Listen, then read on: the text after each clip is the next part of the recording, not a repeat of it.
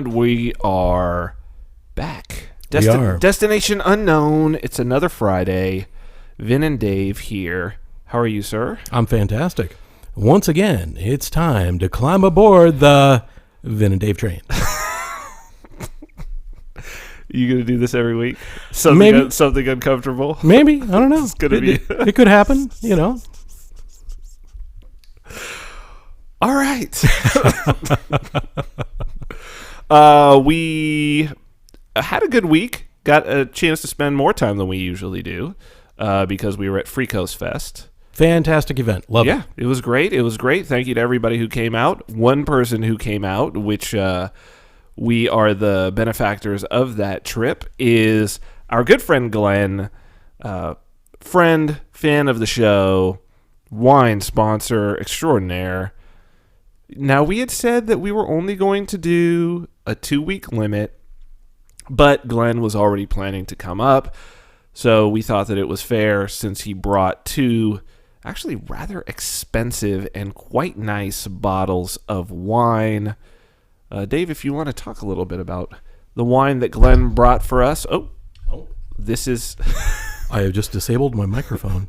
Hold on. There we go. All right, so this is the wine. It's phenomenally good. It's Cabot. So what you got to do with that mic? Your mic's just dangling. There's a little... Yeah, you just got to screw that in. That's what she said. All right. Is it not working? No, it's that one. Yeah. It's the one that... Yeah. Yeah. Yeah, Okay. We're good. You're good. Okay. Awesome. Great. So these Cabot Cabernet Sauvignon, it's a 2013. Yeah. Let me get this note from Glenn. He said, Vin and Dave, this wine was too good not to share with both of you. Hope you enjoy and that it takes us to destinations unknown in tonight's show. As always, love the show and keep up the great work, Glenn. Thank you, Glenn. Thank you, as always. Glenn has been a wonderful supporter of the show, lover of liberty, so it was great seeing him. Absolutely. I got to spend quite a bit of time with him, had lunch with him, ended up having dinner with him, several drinks, and phenomenal guy. Just had so much fun hanging out, talking about literally everything. So awesome. Great time. Yeah, he's a great guy. I think he's going to be back in October for the Free State Blockchain and Digital Asset Conference again in Portsmouth. I'm doing an event on the 11th after that with myself, Chris DeRose, Daniel Krawitz. We're doing at the Blockchain Institute of Technology. We're doing a VIP cocktail reception. It's a very intimate venue. It's like under 50 people. And we're going to do a trialogue. Nice. I like that. About the idea of the ideal Bitcoiner. I think it's going to be really, really interesting. Is there such a thing? Well, we have 3 different ideas on. I don't want to put words into their mouths, but it's an idea that we've played around with. I think that it has. I mean, this is something that philosophers have been struggling with for.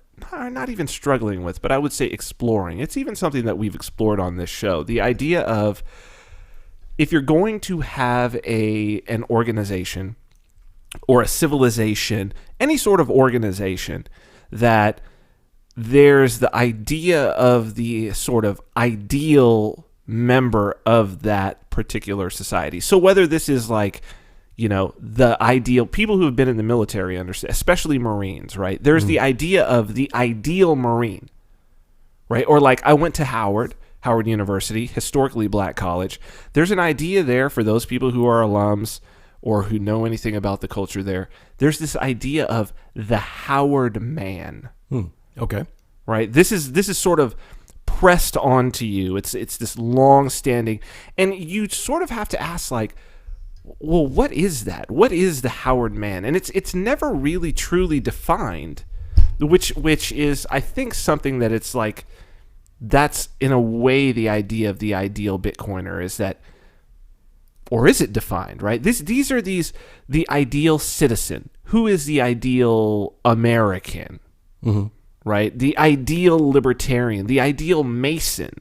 And so we're gonna have a trialogue about this. We the three of us have sort of different ideas on what this is.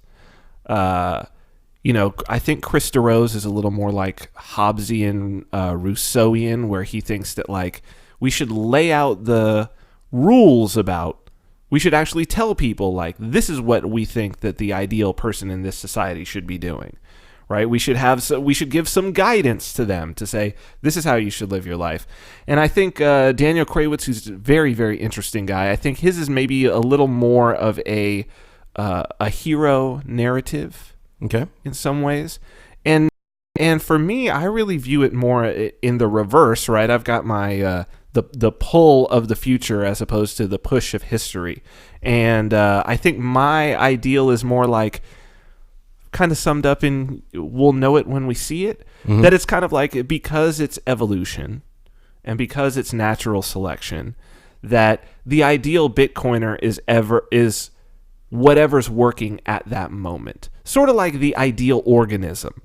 Sure. Yeah. There's no saying that now human beings are the dominant organism on the planet now at this moment. Right.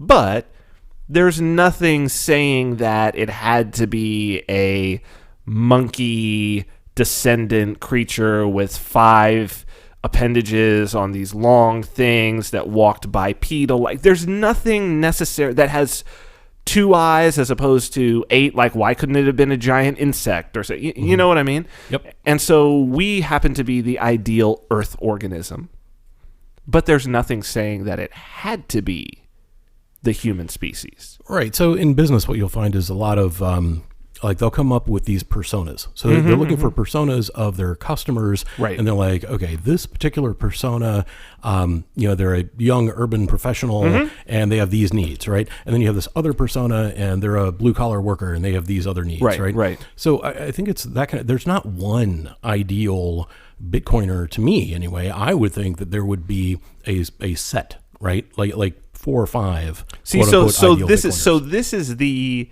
conversation that I think we're going to start having. Hopefully, this will be like a series of talks. But I do think that it's interesting it's an interesting place to have the conversation. And I think it needs to start in the Free State for sure, because these are the people actually using it. So, on that note, though, I think that's perhaps a good segue in terms of talking about that the dominant species on the planet wouldn't necessarily have to be humans as they are now. Does that not lead us into our topic of the Silurian hypothesis? It does, quite nicely. But even, I would even say humans are the dominant species within, their societies, like what you were saying, where society keeps people safe. Throw one in the ocean, see what happens. Right. No. Yes, exactly. Exactly. So just quick teaser, okay. Just for everyone's awareness. I don't know if you know this, but Hunt for the Skinwalker just came out. I just received this hot off the press today. That is going to be a very interesting read, and I'm sure contribute to upcoming shows. Okay. There is also a movie of the same name. You can get it through Amazon, iTunes, various other sources. Skinwalker Ranch, right, is what we're talking about. All here. About Skinwalker Ranch, yeah. So that's not today's show. That's for a future show, but I thought I'd just make people aware that is now. We've been expecting it for a few months. It is now out. The most heavily researched paranormal location in the world. I can't wait to talk about it. Yeah, it's going to be awesome. So the Silurian Hypothesis. Which we didn't get to last week, by the way. Right. I mean, we talked about me being shirtless with Putin. If that is intriguing to you and you didn't listen to last week's show, you got to go back and check it out. And I would say that's worthy of 5 stars. On iTunes, by the way, thank you. See, we're not even going to get to it this time. iTunes, Vin and Dave's Destination Unknown. Please, if you enjoy the show, even if you just check it out only on YouTube, we would love to get into the new and notables. That's just going to help more people come on, listen to the show, which means more wine sponsors, which means more great wine, which means more great conversations. So if you could pop on over to iTunes and give us a rating. I'm not saying you have to give us 5 stars, but if you enjoy the show, it would certainly be helpful. I just wanted to trying to remind myself to give that reminder, but now I'm done. I think we can get into the Silurian hypothesis. Awesome. So one thing that this really, looking into this, and I came across this kind of accident, it's fairly new. I mean, this is based on a paper that was written in April. So it's a fairly new thing. The concept isn't super new, but the amount of thought and scientific investigation that has gone into the paper, I was fairly impressed.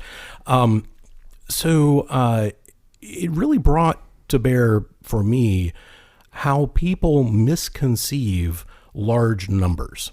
Like when we talk about this is so many millions of miles away, or such and such a thing happened a million years ago, it's really, really difficult for people to wrap their minds around that. Yeah, It's crazy. When people really have trouble thinking, 100 years ago, right? It was, 1918. And it was a very different world, a lot of different things going on. So that's 100 years. And then we've been talking a lot about that time period between, say 10,000 years ago to, 2,000 years ago. That still is really, really hard to wrap your head around. It is. It's incredibly difficult to actually think back. Wow, that was a really long time. And we're only talking 10,000 years. It's a really long time ago. Yeah. It's a crazy. really long time ago. So then when we start talking about, increasing that exponentially, so we have 100,000 years ago, what were things like back then, right? And, 200,000 years ago, 500,000. We get into 500,000, we're moving potentially beyond the range of Homo sapiens. Absolutely. As we know ourselves to be genetically. Absolutely. So if we think, let's just start with 300 years ago is when industrialization began. Yes. So we have only been industrialized. I mean, less than that, but about 300. About 300 years, roughly, if we're using round numbers. Sure. And what that means is we have created means of industry. We've created processes where we manufacture. We do things on large scales. And I mean, to be clear, when we talk about the industrial, these first machines, what we're talking about is like mechanical weaving machines. Yes. We're not talking about like crazy computers, things that could actually like do those sorts of calculations. Like that wasn't even in existence in World War II. Right. The idea of a Turing machine, the idea of a machine that could do any number of tasks because it was a universal computation machine was like in World War II. Yeah, was like that's just theoretical. Yeah, Enigma, the great unhackable cryptography machine was mechanical. It was a mechanical device. Yes, absolutely. Yeah. So we're really talking about a very tiny sliver of very recent history when we're talking about industrialization, large-scale manufacturing, burning of fossil fuels, steam engines and coal plants and, all of that. So, over the past 300 years, we've certainly left a mark on the planet. And, I'm not talking about necessarily global warming or whatever, but there will be, let's say a million years from now, right? Let's say humanity has either died off or left the planet. So it's a completely uninhabited planet at this point, a million years in the future. And alien archaeologist lands and he's like, wow, nice planet. I'm surprised nobody lives here. And he's like, well, maybe I could dig. So he digs and he digs down into what is probably going to end up being called the Anthropocene layer, which is the layer that we're existing in now. Digs down into that layer and he finds, evidence of fossil fuel burning and large-scale manufacturing and, perhaps nuclear material left over from a large accident. Depending on where he digs, right? Of course. Depending on where he digs, because he could be digging in an area where, we were just talking about the Southwest. Yep. I moved here from Nevada. I lived in, almost spilled my wine. I was basically raised in the Mojave Desert, but you dig out there, you're not finding shit. Like, Right. there are still tons of places in our world that are just simply uninhabited by humans. Yes. So he's got to be, and it's actually the majority of the landmass. Correct. Because all of Antarctica, Yeah. most of like Canada, most of Russia, Yep. you know what I mean? A huge swath of South America in the Amazon. Yeah. So it's like, he better be digging in the right place, because there's actually probably, and God forbid that things move around and we're talking about something that was covered up by the ocean. Exactly. So the statistic given in the paper is that only 1% of the land is actually urbanized. That's what I'm saying. So unless you're digging in that 1%, And how would you know? right, you're not going to know.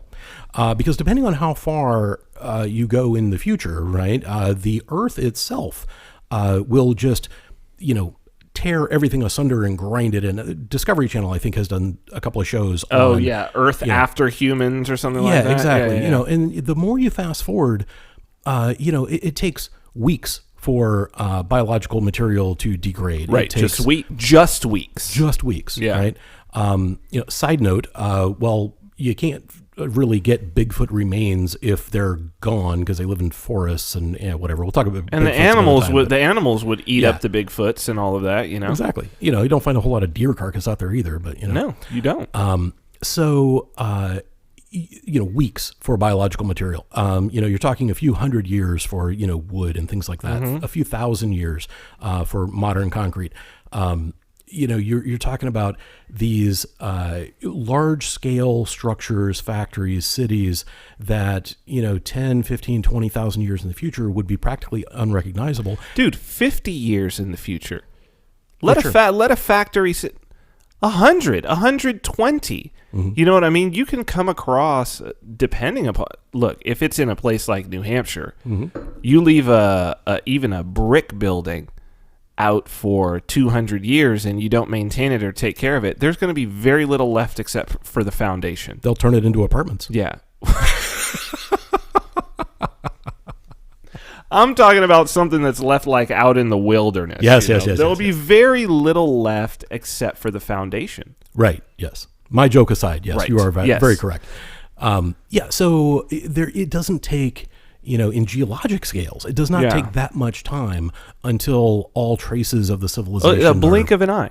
covered up. Yeah, completely blink. covered up. And that's if the civilization that follows doesn't cannibalize the remains, because this is certainly something that we've seen in civilizations where the entire Great Pyramid of Giza used to be covered in like a white, shiny limestone that would glint in the sun. Oh no, the natives took that shit. Yeah. They chipped it off over time. That's why it looks the way that it does. All the limestone got chipped off and used as building material. Yeah. The Napoleon's armies the Romans did it first. They would come in and they would tear apart old temples and whatnot, and then they'd build the Roman stuff. The Napoleon did it, where they would come in and they would tear up the Roman stuff, and then they would use those bricks to rebuild garrisons for them. You see that? You go to Peru, and you see the churches built on top of the ancient foundations of the Inca. Oh yeah. And so it's like, if that's assuming that the civilization that came later didn't cannibalize, and didn't tear shit down. I mean, look, how would you know? I came from Vegas. You'd never know that the Riviera once stood where it stood. You'd never know that quite a few hotels, because it's just like, no, we'll just blow them up. Right. Blow them up, tear them down, ship them out, put a new one in. There would be no history. And I mean, in terms of talking about history, we have a very, very fragile system of storing data right now in terms of resiliency to time. Mm-hmm. Yeah, we talked about that last week. Yeah, bit rot is a real thing. Absolutely. A real thing. I mean, and how many people have, I know I do, have old machines in their garage or storage or whatever that still have hard drives in them that have data in. That's going to be gone, man. Magnetic, come on, it's gone. Mm-hmm. All of that, flash drives, and it would take very little time for all of that to vanish. Absolutely. So carving, images into stone, or painting, images onto cave walls, lasts a whole lot longer than floppy disks or, hard drives or storage tape or, any of that stuff. Even books. Yeah. So you know how hard it is to keep a book that's of any significant age from just crumbling? Oh, yeah. Absolutely. I mean, they have to keep the damn Declaration of Independence in a pressure-sealed airlock in order for it to not crumble. That's less than 300 years. Yeah. So anything on paper, forget about it. Yep.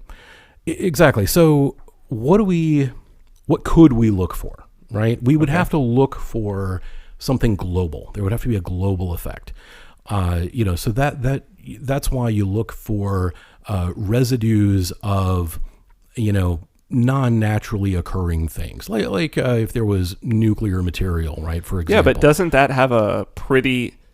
I mean, after a few million years, isn't that completely?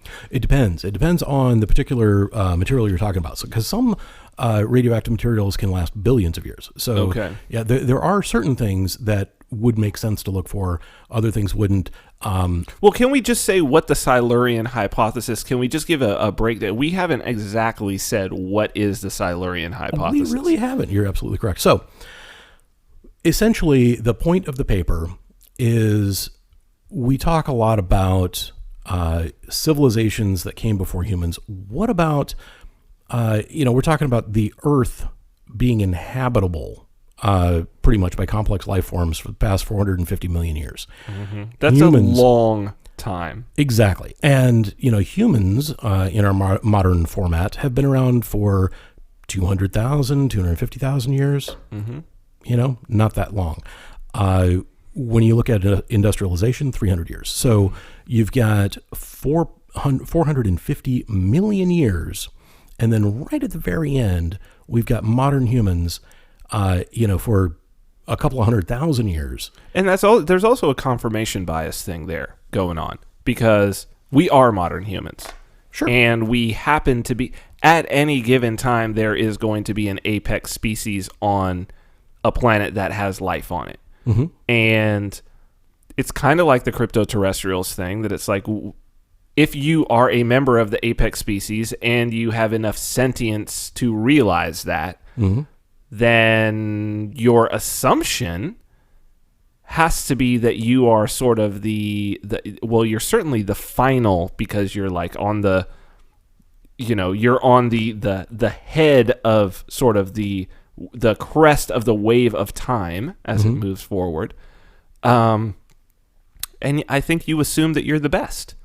Right. And if you happen to be a little smarter, a little faster, if you have advantages, if you can communicate, if you can gather together in organized groups, then you quickly rise to the very top of the food chain, and you establish, organization and societies, and you create a civilization. And so the Silurian hypothesis is, could this have happened before humans? Because there was an awful long period of time where there was plenty of opportunity with a very habitable Earth, where a species with intelligence could have arisen, created a society, had a civilization, perhaps even industrialized. And we may be completely ignorant of them today, because either they died out, left, went into hiding. We know that there were we know that there's the extinction event that killed off the dinosaurs. And we should assume, well, that wasn't even the biggest one. No, it wasn't. But we were that same extinction level event to occur now, it would probably wipe all of the humans off the planet. Yes. Very, very likely. We would be lucky to for there to be a population that survived to be able to repopulate the planet. That would actually be an unlikely scenario because we're a large animal. We are. We require a lot of maintenance. Mm-hmm. We don't tolerate extremes of heat and cold very Mm-hmm. well. We don't have protective fur. And lately, I mean, just since industrialization, just over the past 300 years, we have developed whole new weaknesses. Oh, yes. That can be exploited. Absolutely. Take somebody's electricity away and see how long they actually live. Mm-hmm. Now, if they're Jack Spirko, not going to bother them a bit. Right. But, you take your average teenager at the mall and you drop them in the middle of the forest with nothing but what they're carrying on them right then. Right. They're dead in a week. And while it may not bother Jack Spirko in a vacuum, when you have a whole horde of desperate individuals, Right. Jack's tough. Yeah. I think he'd put up quite a fight. Mm-hmm. But if his land is the only source of resources, and hordes of people who don't have, starving, desperate individuals are trying to get at those resources, Jack probably will not be in control of those resources for long. And once they have been ravaged, those people are still going to starve. Yeah. Absolutely. Because there's a finite amount of resources. Right. And so, no, you're absolutely right. In moving toward industrialization, part of the trade-off is that we are now a dependent, Yes. a very dependent species. We are dependent on our culture, on the network that we've created. Right. We're a node in a network, whereas our ancestors were these much more. Daniel Quinn, in his Ishmael books, uses the term 100% survival value, meaning you could take any of these individuals of our ancestors and indigenous people today. There are very few left, but within their environment, you could. It's like the book Ishi, Last of His Tribe. This kind of idea that actually, yeah, everyone could die off, and this individual could live their life. They'd be lonely, but they could certainly live their life out. And if you had one mating pair, they could potentially repopulate because they had 100% survival value. They knew everything that was necessary to do within there. They knew all of the skills. Yep. That any other member of the tribe. So they were these sort of, as opposed to being these dependent individuals within a system, like a beehive or an ant hill. Mm-hmm. They were more like wolves in a wolf pack. Mm-hmm. That was our ancestry. We are no longer that. We're a hive animal now. Yeah, without the skills, the basic skills to grow food, hunt food, provide shelter, the basic needs. If you look at the Maslow's hierarchy of needs, I would say the vast majority of people in America, especially, are completely incapable of meeting their own needs. I'd say most of the world. Most of the world. I mean, I think that we think that perhaps. Or I think it might be a fallacy to think that if you are in a more affluent and secure society, that you are naturally more able that you have less ability were things to get truly difficult. I don't think that's necessarily true. Because I think that there are plenty of people in the developing world who are living on $1 a day. Mm-hmm. But who are not growing their own food.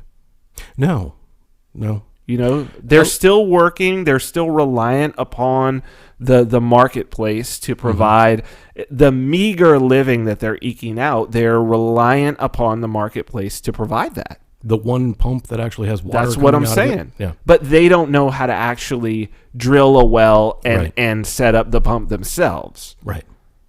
Yep, and they don't know how to, dig in the right place to find your own water, or even if there would be water there. Right, exactly. A lot of places just don't have the natural resources. People are living in places that look, going back to Las Vegas, it's like that living there, if you have any self-awareness whatsoever, it's quite tenuous to be like, now granted, there are some like natural springs and things. People have been living in that area for a very, very long time. They've been scratching out an existence in that particular valley. But that many people, millions of people, it does not have the carrying capacity for millions of people. Not at all. No. And if any of those people, actually had to survive in the desert. Oh, you can't. First off, you can't survive in the desert. Right. Yeah. It's you just die. There isn't survival in the desert. Like there's survival in oases. Some people would last longer than others. If they know the tricks, if they know how to get water out of a cactus, that's all of that is a lot of that's a lot of like Hollywood stuff. Yeah, that's a lot of fucking wishful thinking. That might help you survive like 5 hours longer so that someone could find you and rescue you, but no, you're not eking out a living unless you have a legit source of water, a spring or an oasis. You're fucked. Yeah, you're fucked. But I think that most people are fucked if they don't have a supermarket, a Walmart. Oh, agreed. A mall, of course. Because they've become total consumers. They're not. Well, this is the hive, though. Yeah. Right? It's just like a worker bee is perfectly suited to do her job. Perfectly suited. But you take that hive away, and she's done for in an hour. Yeah. She's done for. Yeah, there's nothing. There's no skill beyond that. They have the one job. The one job. They do the one job. That's and right. If they can't do the job, that's right. That's it. And it's an efficiency for us. The reason why we're able to have the level of technology that we have, for better or worse, the reason why you and I are able to sit down here in my den and have our faces appear to people all around the world and our words appear to them and them to be able to chat with each other and do that whole thing is because we don't have to think about that we can trust that when we drive down to the supermarket there will be food. That's the exact reason why. Right. It's an efficiency. It is. And there are effects to that efficiency. Like people lose the connection between nature and what's in the supermarket. Like you go to the supermarket and you get the nice package of beef patties, right?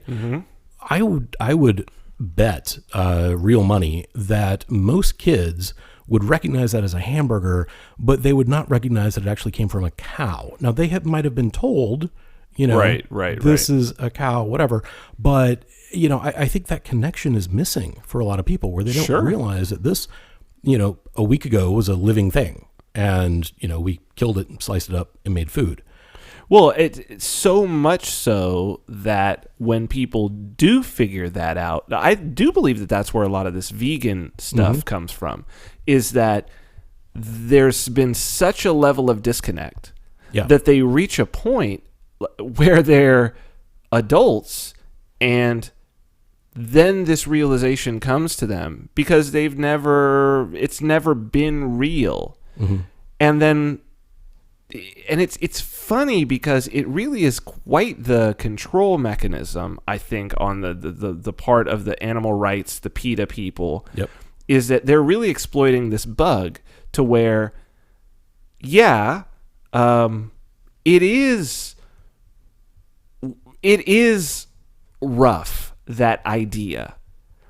The reason why people have been able to deal with it throughout history is because they were conditioned to it, because they experienced life and death as a part of the normal interaction of things, and that it became mundane. If from the time you're a child you see, this animal and now it's alive, and now it's dead, and now it's being skinned, and now it's being gutted, and now it's being cooked, and now you're able to eat, and you're no longer hungry, there's a level of value to that. And there was a level of work involved in hunting the thing, taking it down, bringing it back, doing all the work, making use of all the parts. Yes. But today, you walk into a nice, well-lit, sterile store, and you plunk down your $3.50 for a pound of hamburger, and there's no visceral connection whatsoever with earning that meat. That's right. And so that becomes the bug. That's the bug in the brain that can be exploited by, sensationalizing the death, sensationalizing the treatment of animals within factory farming. Never mind the fact that these particular species of animals would not even exist except for the fact that they had been specifically bred to be farmed and eaten in that way. Yeah. I mean, cows, they are too delicious to have remained a species. But the cows that we eat are very, very far from... they're actually... Cattle are actually pretty close to their wild ancestors to a certain degree. But, they are not the same creatures that existed before being domesticated. No. These are animals that are created for food. Mm-hmm. That's the entire reason. And the other thing that's very interesting is because of the creation of these animals for food, the human species has greatly increased the total biomass on the planet. Oh, yeah. Like the domesticated animal biomass is incredible. Yes. It's incredible. I mean, so there's this weird paradox that human beings are actually adding souls to the landmass that is Earth. Like the total number of living entities that are sort of advanced mammals, certainly, but also birds and fish. I mean, we grow fish to eat them as well, tilapia and catfish and whatnot. We farm them, salmon. Mm-hmm. We're adding those things. We're adding life. Yes. And all the processes that come along with life. That's right. So we have the methane production, we have, the whole, oxygen, nitrogen cycle, the plant life as well. The industrialized farming has seriously affected, especially when we talk about the nitrogen cycle, is a big global impact to that. And you would potentially in the future be able to detect that as a layer in the sediment. Interesting. That just appears seemingly out of nowhere. Because when you're talking geologic timescales, and you're talking literally, we've been doing this for 300 years, in the sedimentary layer, it would be like, pow, there it is, and it's gone. It's just like it comes out of nowhere. It's Yeah, but how long would that have to last? Like that's the question, right? Well, so here's like if it lasted. So let's say that the impact probably wouldn't be noticeable until for maybe, except for the last maybe 200 years. Let's say that. Would that be fair? Would you say that's probably fair? The impact that we're talking about. Right. Well, what if we get beyond that in the next 50 years? So what if it's this tiny band of 250 years where it would be noticeable? Like, would you really even run across that in the sedimentary layer? Probably Maybe not. It depends on the sensitivity of the tests. But, if you are using, the equivalent of what we're using today. I mean, if we're 1,000,000 years from now? Right, but the species that discovers us may be a fairly new species.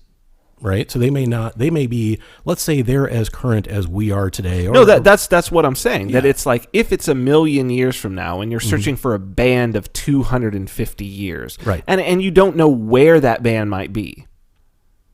You know, if we're talking in billions of years, which is 1,000 million, yes, and then you're trying to cut into 250 years. No way, dude. No, it's a tiny, tiny sliver. It's a needle in a haystack. Which may never even be discovered. Right, exactly. So that is one of the tremendous challenges is that we have this incomplete geologic record of the things, and people get the impression that we know all the dinosaurs, we know not even every close. age of the earth, we have a clear picture on everything that happened. We really don't. We have a fairly good idea of what's happened over the past 2.5 million years. Right. But beyond that... But we're still short a lot of species. Oh, man. yeah, we are. And we're short all of the species we're short certainly the vast majority of insects. Sure. Right? We're short a lot of marine life. Basically what we get is we get the things that have calcium bones that can, be replaced with rock and petrified and turned into fossils. We've got the things that either fell into a bog or a ball of amber, tar pit. So we've got those things. And that's just a very, those are lucky. Yeah. And that's really the problem, is that we're dealing with a very incomplete geological record where we don't have all the fossils. We don't know all the different species. And if your particular species didn't last for that long, right, and you existed in a tropical or forested climate, the chances of actually finding a fossil are next to zero. Very unlikely, yeah. So, I mean, to me, the idea that this whole cycle could have happened before. Of going to a sentient species seems very actually likely to me in the time scale that we're talking about. It actually seems more unlikely that this is going to be a weird sentence. It seems more unlikely that it didn't happen. Right. That's where I landed. When I read this, I'm like, we're talking about a really, really long time and a lot of difficulties in actually detecting and coming to some kind of consensus on, okay, we all agree that's what happened. But, it's like, it depends on who you ask, like about the simulation hypothesis, right? Like simulation theory, there are people like Elon Musk who say chances are we are living Neil in a simulation. deGrasse Tyson says it too. Neil deGrasse Tyson. So there are people, of intelligence, people who have experience with these kind of things and knowledge around this, and they say, yeah, more than likely, we are living in that kind of scenario. With this, it's very much the same thing. It's like over that vast span of time, I think that the chances are there were intelligent species that arose and died off and arose and died off, perhaps multiple times. Well, I think that there's something to be said for the fact that we know that there were civilizations that rose and died off and rose. And when we start talking about these cycles, that when you see some cycle that's like the microcosm, well, just in the way that we have cultures or countries, right, that have risen in the historical time that we have records, right? So we have like the Greeks under Alexander coming up and then going down. We have the Romans and the Persians and the Akkadians and the Egyptians, and go down the line. Yep. And that's just in the what we would call the West. I mean, never mind the civilizations and the Malian civilization in Africa. Never mind the stuff that was going on in the Americas. Never mind the things going on in Asia as well. And then you have, this sort of this broader expanse. You have to imagine that this cycle is not just repeated small, but that it's repeated large. Yes, and it's not just humans, right? The Denisovians, and right, Neanderthals. We know that they had their own civilizations. Yes, they didn't necessarily industrialize, right, but they really didn't have enough time. So, is it possible that a non-human species civilized? Yes, absolutely. We have proof. We know this happened. Is it possible that they industrialized? Maybe. I mean, if the Denisovians or the Neanderthals had stayed around long enough, would they have industrialized? But we're still talking about the evolution that came from out of the shrew ancestor that is the sort of ancestor of all mammals.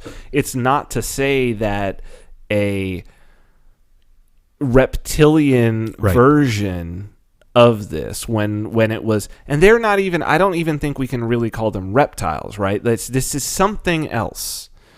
Because it seems to me that as they uncover things about dinosaurs, they're really getting into like, there were kind of a lot of like, they may have actually been warm-blooded and they may have been covered in feathers. Like the bird stuff may have been like the outcropping that survived from that, and fur.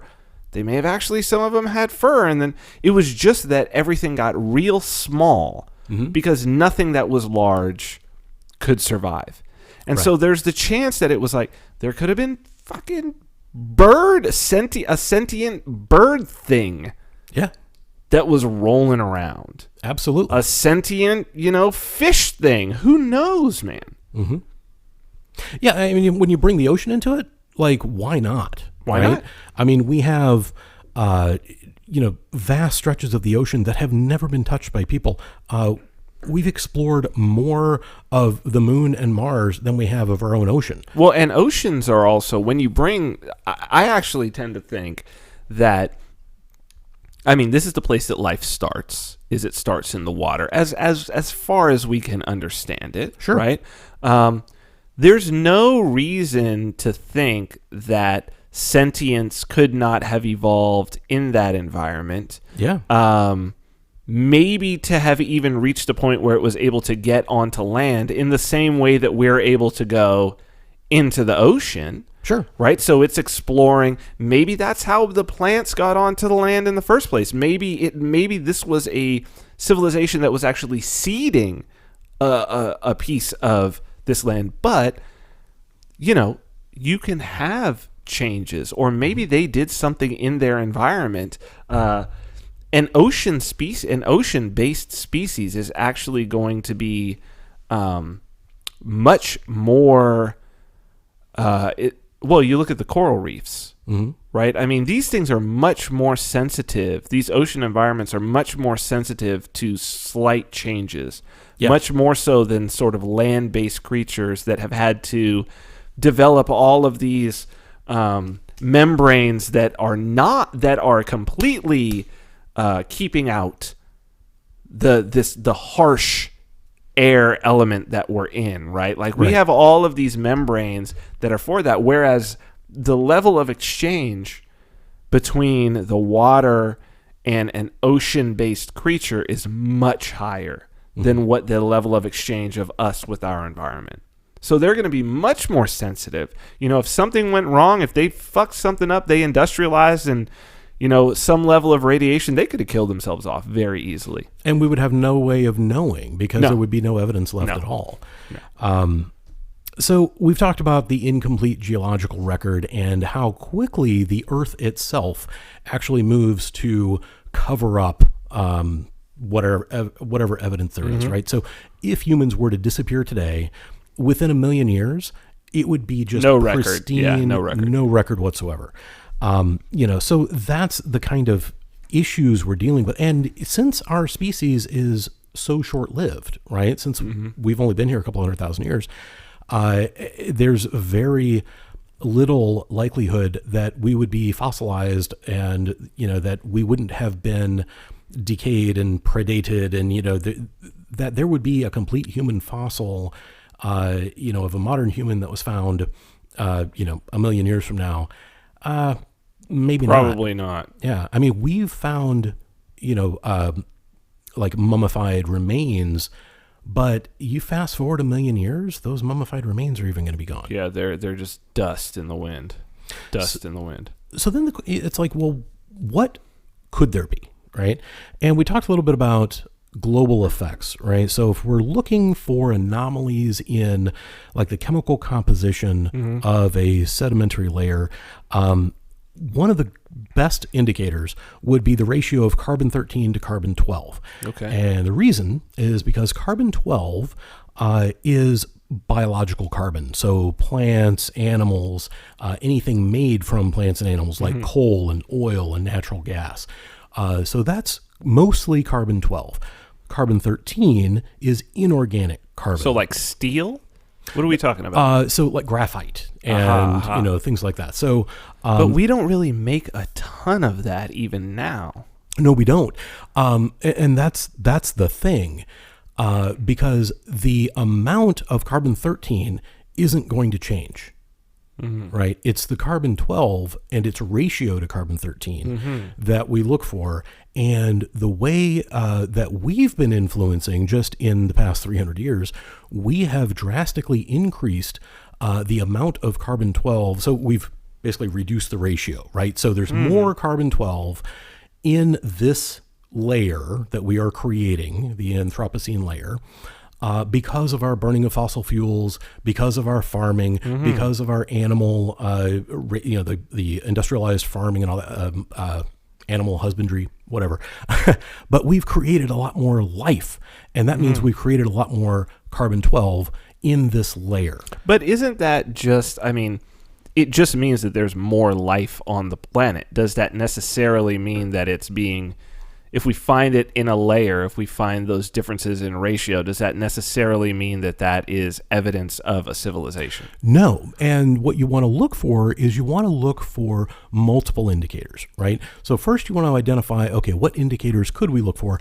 And then you want to look for multiple indicators all happening at the same time, right? So that's one of them. Another thing to look for would be concentrated amounts of uncommon elements, right? So things that if you're in the right place, though. Again, if you're in the right place, right? Potentially. You don't necessarily have to be in the right place if the effect and if the concentration of the element would be global. Say if it was due to industrial pollution or whatever. I see. It would spread all around the planet. Right. Okay. For example, when we had lead fuel in the cars. Yes. So there's a nice dusting of lead all over everything. But again, that's like for how long? It's such a few years. Well, so it depends on the formation of the sedimentary layer. So, and that's the thing. There is some luck involved in digging in the right place. But if it's a global effect, then you have a better chance of finding it because, if you dig in the right place, you don't have to be digging into a rock that has a hammer embedded into it. You could be just digging into a layer that could stretch for thousands and thousands of miles. So I'm thinking like almost like an ice core or like so you're getting this core, right? But the issue that I have is the portion of the core. Yes.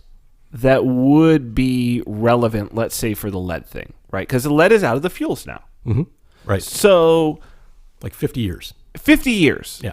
In a multi-million year core, 50 years is a tiny... Probably less than the width of a human hair. This is what I'm saying. Yeah. The instruments that you have to have, the level of advancement of the civilization, I'm not even sure that we are at a point where we would even be able to recognize that were we to come across it. Not a 50-year. No, not at all. But, potentially we could recognize something that lasted a bit longer. And so a couple of other things that might last a few million years. Synthetic biomarkers, steroids, leaf waxes, lipids. A lot of these things can be preserved. Okay. So these are like do not appear in nature type of situations. Well, right. So especially in the case of synthetic steroids, which we have produced, which don't occur at all in nature. But do those last? Those don't biodegrade? If they are embedded in a sedimentary layer, there's a lot of variables here. And a lot of ifs, right? And then, like we talked about, radioactive material, right? So, if there's if there's a meltdown, 3 Mile Island kind of thing, then that would leave a trace, right? So you're going to look for something that appears basically very rapidly and has multiple indicators associated with it. Okay. So then the question is, it's a tenuous theory, right? But have we ever detected that before? Okay. And we have. Okay. At least twice, and probably more, but there were two that were more well analyzed and studied than the rest. Okay. The first one, and I love the names, like the second name in particular, but the first name is the Paleocene-Eocene thermal maximum, which was 56 million years ago. The second instance was the Eocene layers of mysterious origin. That is the scientific name. It spells Elmo. The Eocene layers of mysterious origin. Love the name. How long ago was that? 54 million years ago. So there was 2 million years between these two sedimentary layers that contained multiple technosignatures, if you will, that would indicate potentially there could have been an industrial civilization that produced global effects on the Earth. So, what evidence, right? Okay. So each of these events, each of these layers that have been analyzed, each had a duration between 100,000 and 200,000 years. Okay. There was an abrupt global spike in carbon and oxygen isotopes, indicating a huge carbon injection into the atmosphere that lasted less than 5,000 years. So it was like they started using fossil fuels, they burned a bunch of fossil fuels in a short time period, less than 5,000 years, and the ratio of carbon-13 to carbon-12 decreased drastically, just like what we're seeing now with what we're doing. Okay. And what I thought was super interesting was there was a huge spike in some very specific elements: vanadium, zinc, molybdenum, and chromium. So you might think, so what? Yeah. Right? One, vanadium is a byproduct of fossil fuel combustion, right? Okay. So that is more evidence that there could have been fossil fuel being used as fuel at the time. Okay. Vanadium, zinc, molybdenum, and chromium, all of them together are alloying metals. These are the first additions that you make to iron to make brass, bronze. So when you have the Bronze Age, you're starting to alloy metals and create superior weapons to kill your neighbors. Right. Those elements, to me, indicate that there is the potential that there was industrialization of metal manufacturing, just like what we had 200 years ago. Okay.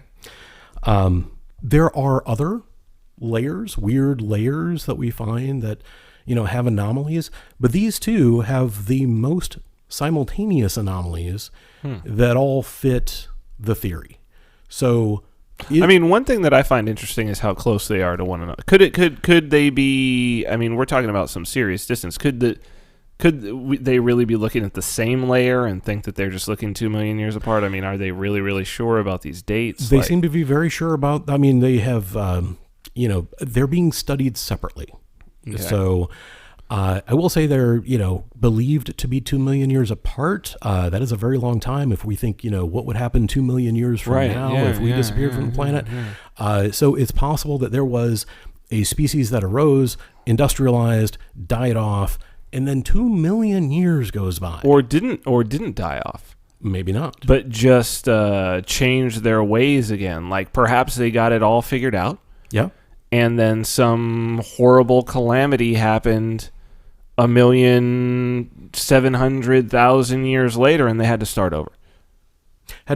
Or another species arose. Sure. From some other lineage. Or maybe they created a species. They could have created a species. They could have. They could have been the crypto-terrestrials of their time. Exactly. They could be the crypto-terrestrials of our time. I don't know. That's a long period of time. That is a very long period of time. That's a long period of time to hang out. They could be the ones who did all the things on the moon. They could be the ones. They could be the ones who built the moon. Entirely possible, right? Yeah. So for those listeners, for those who don't know, the moon is an artificial satellite, by the way. yeah, hollow. Yeah, this. See, I wasn't up on the whole moon stuff, and then a buddy of mine said, I lived in Vegas for many years, and a buddy of mine was like, "Hey, would you like to go and do?" Some friends of mine are doing a documentary about a Bitcoin documentary. Would you like to go and talk to them about your experiences with Bitcoin, et cetera, et cetera? This may be like 2 years ago, something like that. I was like, sure. And turned out it was during DEF CON. And so this was the year that McAfee spoke. So I don't know, this 2 years ago. So I end up going out, over to the Flamingo Hotel where these dudes were staying. They flip on the camera. We start talking.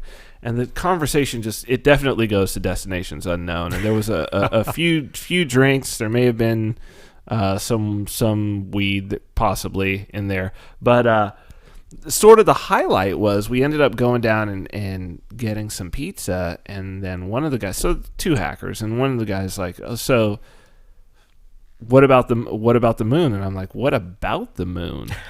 And I think maybe this should be the next show. I think would be good for the moon. For people who don't know stuff about, I walked away from that. These were two, mind you, I'd already been speaking with these guys for hours. These are two very smart, very skeptical guys. And I walked away from that experience really understanding that there's a lot going on with the moon. There is, and there's a lot recently going on with the moon because there's been a whole lot of recordings that had never been transcribed, that had been lost for years, that have recently been rediscovered and transcribed. And so, yeah, there's a lot there. And weirdly enough, today, SpaceX announced that they had just signed, I don't know if you saw this, that they had just signed the first private individual to go on a full trip around the moon in this new vehicle that they're creating, and they're going to announce who this person is. But this is going to be a trip all the way around, dark side and all. That's awesome. All the way around the moon. That's Perhaps. Unless, there's a very good chance that this person may end up being lost in space. Lost in space. Yeah, it's no. There's a lot going on with the moon, dude, and it could be interesting that these were the individuals who made the moon. It's possible. Yeah. So, yeah. I hate to do this, but I need to take 2 seconds. Do it. And just run. Do it. Go. Okay. Go. I will be right back. So what I am going to talk about then, since Dave has left, I'm going to implore you listeners again to go and go to the iTunes, give us a rating so that we can get into the new and notable. Some people have asked about, again, why I stopped doing the Vin Armani show. I was just recently hosting Free Talk Live, which I do once a month. I think I do it the second Tuesday of the month. Maybe I'll do it more often. And we talked about it a little bit there. I think that it's been a very interesting process for me, moving to New Hampshire, the way that things have rolled out. Started the Vin Armani show, and it's really an exploration. I think that all of this is really an exploration. We're in some very, very weird times, some very, very strange times where we're seeing changes happen on this very, very small scale, where we're seeing cultures change. And sometimes you have to step back, just like be an observer.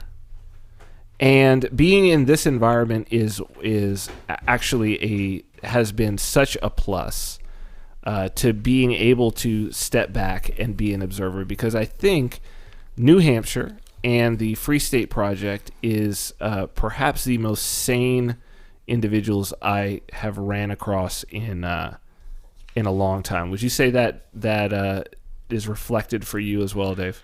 You know what's funny is that when people talk about the experiences that they have, the vast majority of experiences are positive, healthy, encouraging, people supporting each other, people caring about each other.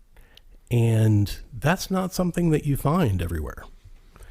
Yeah, I had a tweet today, and it's something that I cover in my book, my last book, Self-Ownership. But I think that it's embodied in a movement that is, when you have people who truly value having other free, who want to be free, who don't want to control others, and who want to live in the type of society that exists when there are a lot of free people around. What they become very concerned with is helping others to reach and exceed the level of consciousness that they are at. Sure. Because in some ways you're incentivized because you're relying upon the idea that, okay, if we're going to move forward and if things are going to be good for me, I need, within the free market, within the community of people that I'm in, I need people to be doing better than I'm doing. Right? Like, because if they're not doing more and better than I'm doing, then they're not going to be able to provide value to me. And Sure. I need that value. And doing better in multiple ways, not just talking about, making money or Oh, whatever, no.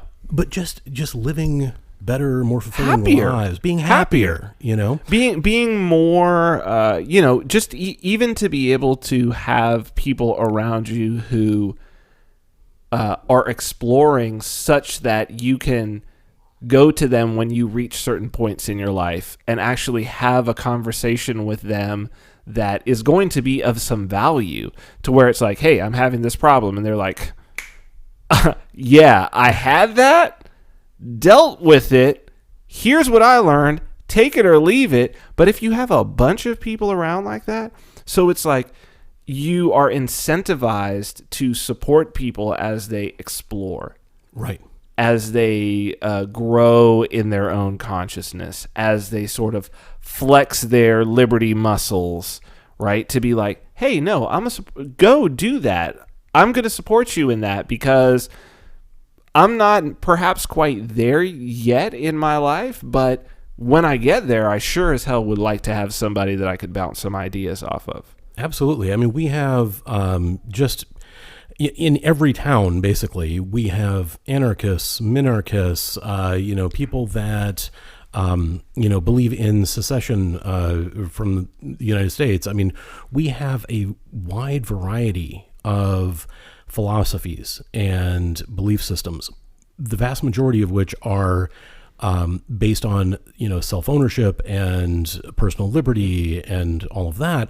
But there are so many, it's like Baskin Robbins of libertarianism, there's 32 flavors and you're going to find something you like because there's going to be somebody to talk to about it.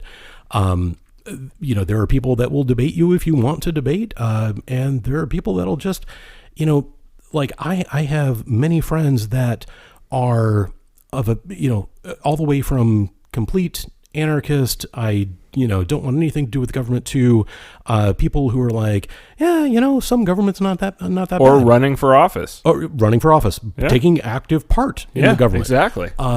So it's the best parts of the community that we have here in New Hampshire are the parts that support each other, don't judge everybody, and really try to improve everybody, because rising tide lifts all ships.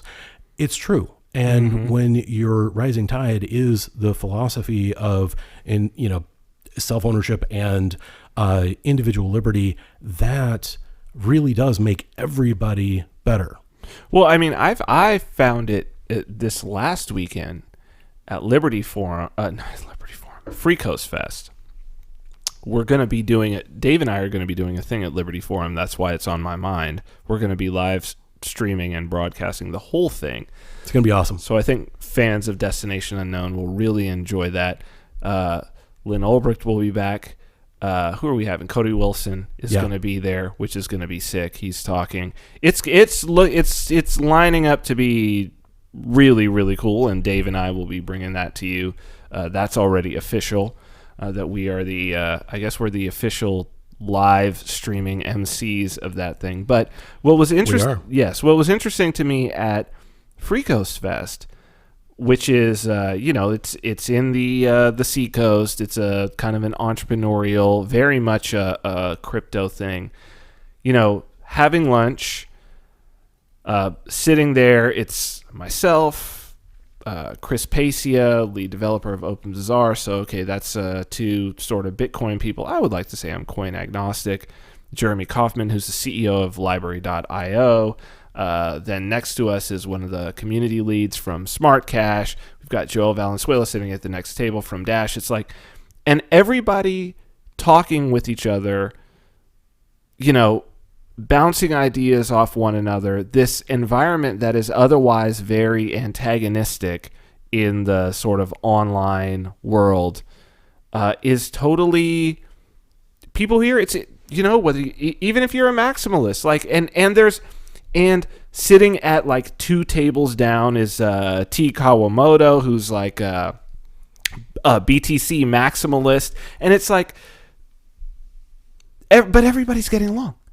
And you start to realize that, oh, wait a sec. When you actually get around people who live the shit, those sort of the trolling to kill the time goes away. Yeah. Because we're all really trying to get to the same place, and we understand that, like, okay, I see you, I'm here with you in person, you're obviously here, you're in my space, and it's a real space of people really trying to get this shit done. Like, what am I going to say? Oh, no, it's bullshit. Like, you're bullshit? No, you're here where I am. Yeah. I think that's a very... I don't know how to bridge that. I've been thinking about that a lot. Like, I don't know how to bridge that space. There's so much that needs to happen in person. And I feel like so much of what we do, while it's great, and I mean, we're participating in the sort of virtual conversation, right? I mean, that's what we're doing right here, right now. There's something so special about the in-person. Mm-hmm. And I think that's where what's going to change everything. And if anything, I hope that, like with Glenn, now he's a fixture. I have a feeling that dude's going to move to New Hampshire. I know I know that he's got his business and his practice in New York, but there's something going on here, man. And I would tell people, if they are able to at least come and check it out in person. Yep. And we would love to see everybody, by the way. Oh, totally. Yeah. We will hang out and have a beverage and talk your ear off. Absolutely. Absolutely. Yeah. Like that's if anything, I mean, I think that's what presenting this sort of content, pushing it out into the world, hopefully with Free Coast Fest, that it'll be an ongoing thing. I would like to do that, to get more people in person. Come and have a conversation. We'd love to have a conversation with you. Absolutely. I love how the philosophical debate and the geek, I'm offended because your, client doesn't do this, blah, blah, blah. All that falls away when you're physically standing in front of somebody and they're like, dozen duck eggs. And you're like, do you take Ethereum? And they're like, sure. I take everything. Yeah, like whatever you got. Just give me a code. I'll scan it. It's fine. Right. And, there's nobody standing there like debating, oh, well, you don't do this and blah, blah, blah. And what about this and blah, blah, blah. Well, you can. The thing is, you don't have the sort of trolley debates about it. You can have some substantive debates about, okay. And I think when there are actual people, it's a weird thing about magical internet money that I think that where this is really going to happen, and clearly where it is happening, is where it's not magical internet money, where it's magical person-to-person money. Right, yeah. But I think that it's with all of these things and with all of these concepts to be able to sit down, to have a place, to have a sort of enclave, which is what I've been so happy to be here since April, and it's been such the right move to be able to have a sort of enclave outside of, in the real world. Yeah. Isn't it? A lot has happened since April. Holy cow. Well, a lot has happened in the last 2 years, but I feel like so much of our culture is no longer taking place in the real physical world. It's true. So much of our culture is taking place in the strange world of online content. Yeah.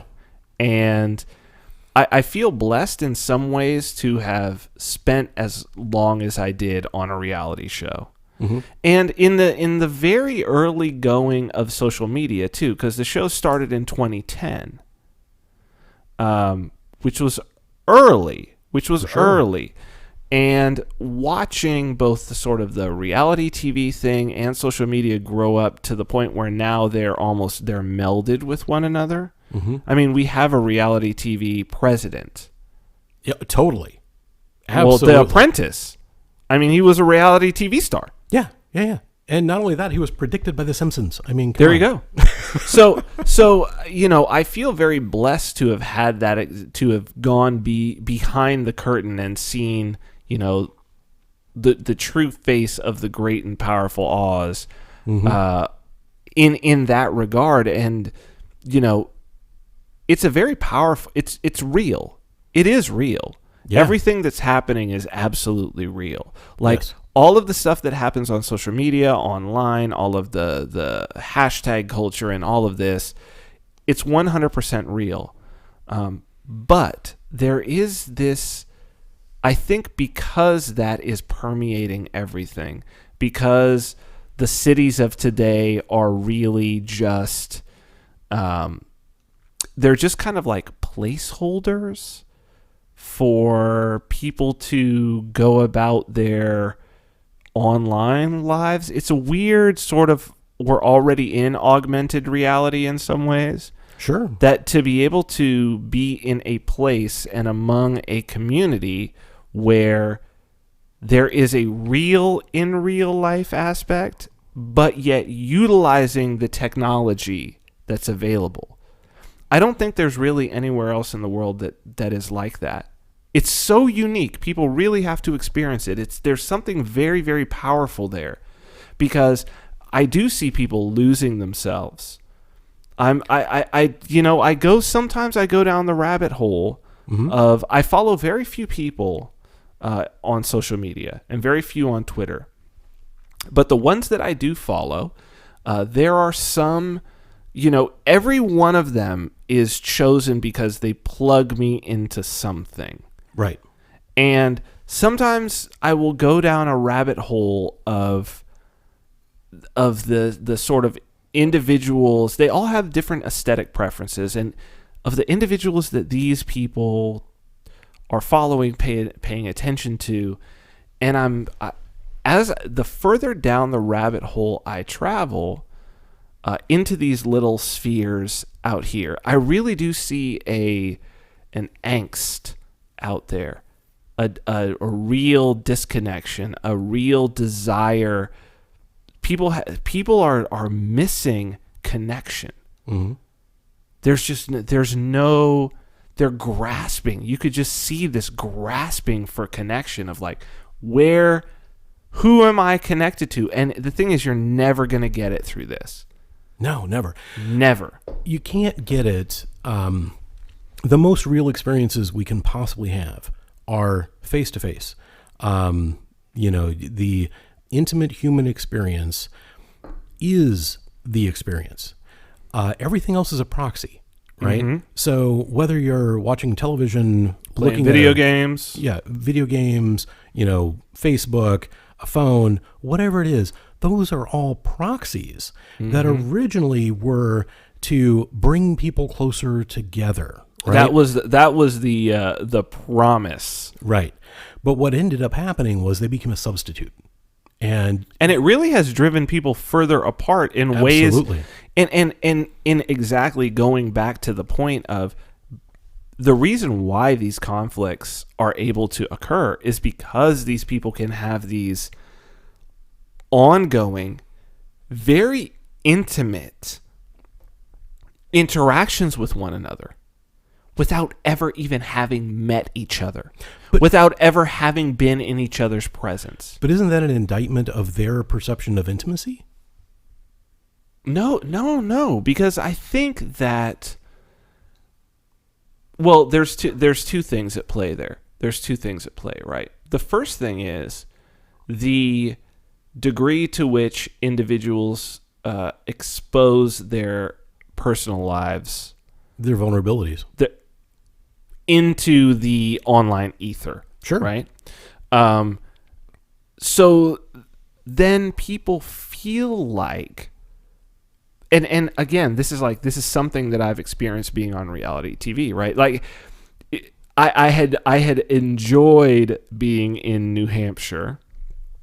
One of the reasons I had enjoyed it is because when I lived in Vegas, or if I went to New York or San Francisco, or flew into LA, or even Dallas, or any Prague, London, Paris, any large city, I would get stopped over these last years.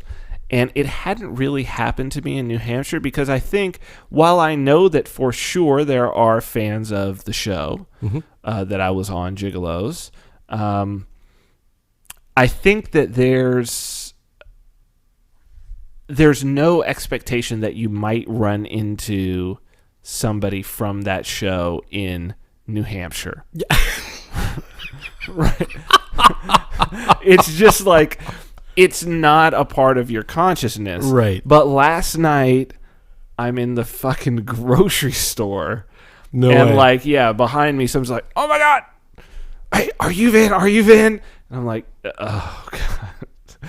Yeah, and he's like, "Oh my God, I'm such a big fan of the show. Can I get a picture? He's dropping money out of his pocket. He's like running. Can I get a picture with you? God. My wife is going to be." No, I'm flattered by it. I'm flattered. Like it's better than the alternative. Let's put it like that. Well, I don't know. I mean, let's play out the alternative. Okay. So the first time you showed up at my house, I had no idea who you were. That's right. And my wife tells me you're on some TV show or something. I'm just like, okay, whatever. So you come for dinner. And we end up spending like 6 hours talking about paranormal stuff. That's right. And it didn't matter a crap to me that you had a TV show. You were my buddy who talks to me about paranormal stuff. Right. Fair enough. And I'm like, holy shit, this guy is smart. I want to talk to him all the time. And that, to me, like, that was the beginning of a real relationship. Like, but that's one of the values of being here, right? Yeah. There was never, I think that was one of the, obviously the show filmed in Vegas, and everybody in Vegas is, you're either there because you somehow got stuck there, but if you purposely found your way to Vegas, you're social climbing in a way, right? Like you're trying to climb the rungs, and it's a great place to do that. Much better than almost any city in the world, I would say, right? It's one of these few places where the stories of the guy who goes from, literally emptying out the garbage to, the GM of one of the super clubs, like, that's a normal story. Sure. And it's actually expected. Like, if you go and you're honest and hardworking and you have a little bit of ambition, you're good. You're good in that town. Like, you will make your way and you will do well. It's going to be a grind. You know, you're going to work 18 hours a day, but if you're willing to do that, if you're really willing to put in the work and really willing to grind, there's nothing holding you back. It doesn't matter your age, your gender, your sexual orientation, your race, your background, none of that. So hold on. Are you telling me that the secret to success is hard work, perseverance, and honesty? In a relatively free market, though. Right. I'm just saying, like, really? Yes. In a relatively free market with high turnover, low barrier to entry, but tough conditions. But imagine how many like solid people they have versus flakes. No. Very few solid people. Oh, I mean, one of the things about that always impressed me about the guys and girls, I should say, but the individuals who so one of the big positions in Vegas is a host. So there's myriad different hosts. There's nightclub hosts, there's casino hosts. Basically what these people are is they're sort of like fixers, right? They're a connection between the outside world and whatever their thing is. Mm-hmm. So whether that's a nightclub, whether that's a casino for the gamblers, whether that's restaurants. And hosts, like a concierge kind of thing. They're kind of like a concierge, right? There's independent ones, there's ones that work for various spots, and there's all over. The thing is, the ones who were the most successful, and I've got some friends. One that's sticking out of my mind is my buddy Simon, who's from Kenya, and he would tell me, the stories of going to school. He was like, "Yeah, I went to school, dirt floors. Kids didn't have shoes. Like this guy. You could text him at 3 a.m. and he'll get back to you in like 30 seconds. Or you could text him at 3 p.m. Wow. Or 8 p.m. and it's like, do you sleep? But it's all of them. This is a culture of individuals. Yeah. To where but by the same token, so here's a guy who like I say, went to his primary school and there was a dirt floor in Kenya at the primary school that he went to. And this is a guy who is constantly traveling around the world to the biggest music festivals, staying at 5-star hotels, flying in private jets, doing the whole. And how many people did he go to school with who are still in Kenya? Oh, all of them. Right. All of them. He had the drive and ambition. That's it. But it wasn't like there was something else beyond the drive and ambition. Right. And that's the one. He's still a black guy in America to most people. With an accent. Right. Right. So the deck is stacked against him. Oh, hugely. Right. Hugely. Yeah. But I don't think that he would ever say. I don't think if you asked him that he would ever say that the deck was stacked against him. I think that he would say that he's had crazy amounts of opportunity. Yeah. Crazy amounts. I think most people have crazy amounts of opportunity. They just don't leverage it. I would agree with that. I would agree. But I think that part of that is because of this virtual world. I think that in this virtual world, part of the thing about the virtual world is that there is because people feel so disconnected, I think there is a natural impulse toward feeling that you are a victim. Oh, sure. Because you are, like you mentioned before, your network is limited by whatever social network you're on. So if you are on Twitter, you're only seeing the tweets from the people that you're following. And then based on the AI and the algorithm, you get compatible tweets. So if you are uber liberal, you're only going to be seeing liberal stuff. And then when you happen to encounter a conservative on the street, you're like, oh my God, it's a barbarian. But if you even know, see, that's the weird thing, is that I think people think it's a lot more serious than it actually is. These differences as they play out online. In real life, the weird part about it is that person that you're debating could actually be somebody that you interact with on a daily basis who you actually have no problem with. Oh, sure. Right? Who's like, That's the person that, is standing behind you at Starbucks in the morning. That's the waitress at the restaurant that you normally go to. That's the Uber driver that you just had. That's even some like person who's actually your friend, but you just happen to never talk about politics. Right. For example, all the 12-year-old girls on the internet are actually 60-year-old men or FBI agents, right? You'd never know. I'm Chris Hansen. This is Dateline NBC. Oh, why don't you have a seat? Why don't you have a seat right over there? Have a seat. Have a seat. Sit down. So I've got this letter here. Yeah. Now, what did you bring with you? Did you bring wine? Yes, we've got. Wine. We got lovely wine. Cabot, Cabernet Sauvignon. Well, I'm going to have some of that. Oh, very nice. Yeah. Is that formaldehyde? Is that formaldehyde in your pocket? Oh. I don't know if I got the reach on this one here. There you go. You got it. I don't do a pour quite like you do. I'm more civilized with my pours. I am uncivilized with my pours. You are uncivilized. I'm absolutely uncivilized. Yeah, I think that, and in some ways, I think that this ties in. We don't know where our civilization is going. No. And I think that what we're going to see is we're actually going to see a lot less usage of resources. I think that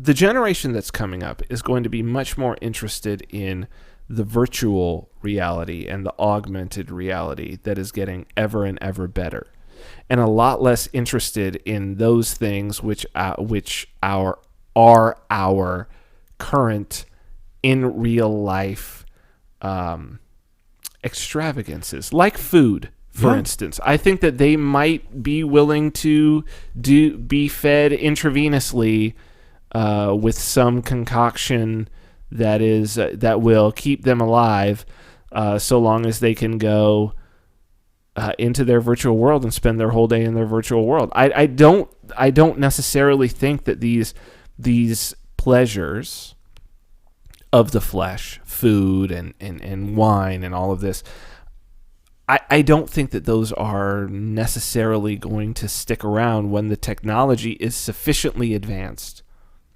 You're aware of the product called Soylent? Soylent, yes, yeah. I've heard of this. Yeah. So this guy actually distilled all the essential nutrients down to apparently a drinkable beverage. It's just a drink, right? My understanding is it doesn't taste that great. I don't know if there's been a new iteration that tastes better, but this literally... But perhaps you don't care about the taste, right? It's just like, let's just get it done. There's some percentage of people who are like, let's just get it done. That is exactly where I'm going with this, which is if we look to Japan for our future, because they tend to be about 10 years ahead of us on most things. Yep. There are, 25, 30, 35-year-old men living in their parents' houses, spending 18 hours a day online, barely eating. That's their entire life. They sleep and they're online. But they're having a very difficult time getting young people to even have sex with one another. Right. Never mind having kids. Yeah. They're having a hard time just getting young men and young women to even copulate. Right. That is new in all of human existence. Except sci-fi, because sci-fi has actually explored this idea many times. I mean, Demolition Man, for example. Yeah. 1984. 1984. Yeah. It's right in there. Yeah. I mean, there have been multiple treatments of this throughout sci-fi where you have a civilization that evolves beyond the baser needs, like pleasures of the flesh, like having sex with each other for procreation, like eating animals, right? So you have this like section of society that evolves, quote unquote, beyond that. But then you also have this barbarian like section of society, the proles, right? And they continue eating animals. They continue having sex. They continue doing things with their hands and building things themselves. And I think this is very Aldous Huxley, Brave New World sort of idea Exactly. here. The Morlocks and the Eloi. We constantly have this theme coming up, don't we? Of the bifurcation of this highly advanced society into two. And it's also affecting us in our personal lives because, I, for one, am going towards more of a traditional, I want to get back to working with my hands. Right. I want to make things out of metal. I want to make physical things, and I've never done that. I've been in IT my entire life. I've done things with my brain. I would like to do things with my brain that end up being a thing that I can show to somebody versus a statistic on a spreadsheet. Right. That would be amazing to me. And that reconnection, some of our society is going to reconnect with that vibe, and they are going to relish in, I'm a man, I eat meat, and I hammer stuff with a hammer, and it's awesome. They are going to relish in that, and then you're going to have the section of society, perhaps a bigger section of society, that continues along this path of sterilization. Or perhaps, and maybe this is why we get that 2 million year jump in this Silurian hypothesis. If we go to Japan, speaking of Japan, so you've got this interesting period in Japan when the Portuguese show up. They bring rifles, right? They bring firearms. So you kind of have this full circle gunpowder being brought back, from, it's been remixed in Europe. Portuguese bring it back. The Japanese grab these firearms at first, start warring with them. And then the sort of the shoguns, and I don't think they had an emperor at the time, but certainly the feudal lords of the time all get together and they ban guns. They kick the Portuguese out. They're never allowed to come back. They ban sort of any Europeans from coming in. They'll kill them off, and they stick with the way of the sword, right, for like a couple hundred years. So all around the world, so the Portuguese are sailing around. They're in China, because they establish Macau over there. They do the whole nine. The British come in. Everybody. Japan keeps this insular thing. They're still fighting like samurai and the whole nine, and until into the 1800s. Yeah. Into the 1800s, where because they've just rejected this technology. Just outright rejected it Because it was dishonorable? I mean, this is something to explore. I don't know the whole. I think it did have to do with their sort of traditions of war, that maybe it was a little too quick. Yeah. And maybe you want to actually look the person in the eye that you're killing because it's an important thing. Well, I think what it also eliminated was it eliminated the power of the samurai from out of, because you could any old foot soldier could easily kill a samurai. Yeah, you just Indiana Jones them, Yeah, you didn't have to have much skill, and they had a society that was very much based upon this heroic ideal of the samurai, which is to serve, right? This idea that if you were willing to sort of devote your life to an art, and not just one art, but like many arts, to be a well-rounded individual, and then to sort of surrender this very. So as I said, I lived in a dojo. I was a live-in Kyokushinkai student for a while, and so I studied all of this stuff. And there's a manual called Budo Shoshinshu, which is like the beginner's sort of mind state of the samurai. Very, very interesting stuff. I mean, the idea was this sort of interesting interplay. The idea is, as a samurai, you would spend all of your energy training to no longer fear death. completely have no fear of death. But samurai means to serve. And so what you would do is you would make yourself available to a feudal lord. And the idea behind this is that if this individual said to you, take that sword, kill yourself right now, you would just do it. Sure. No question. But you would be such a valuable individual that he would never, like, the idea that you would ask a samurai who is serving you to kill himself would be like, are you stupid? Yeah. And so that would be sort of, this is the trade-off, right? They had developed this interesting detente between the sort of hero class and the ruling class, where it was like, well, I will never ask you to do something that is suicide, essentially. And in so doing, like, in a way, I take your counsel, and because of that, you're highly rewarded. It's just, Sure. It's a weird, it's a really cool kind of market interplay, if you will, right? Of these different incentives, because, I mean, a samurai is like, that's the most valuable thing that you could possibly have, right? Like, this person is completely devoted to you, and they're highly skilled. They've been training their whole lives. That's all they do. Yep. So there's a notion. I don't even know where I was going with this whole thing. Going to Japan. Oh, so I think that it's possible, because we've seen this happen before in this one particular place.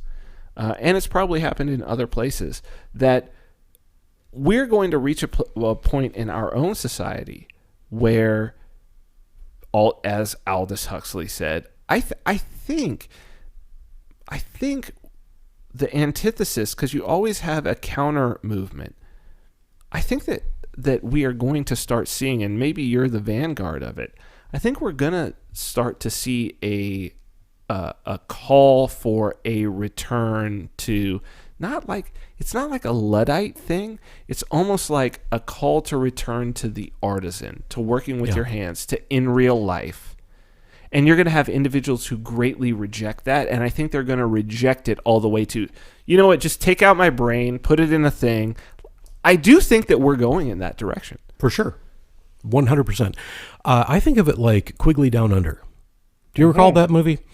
So Tom Selleck, love that guy, and this was a fun, like, Australian Western kind of movie. I remember. And in the movie, he makes a point of saying that he doesn't like pistols.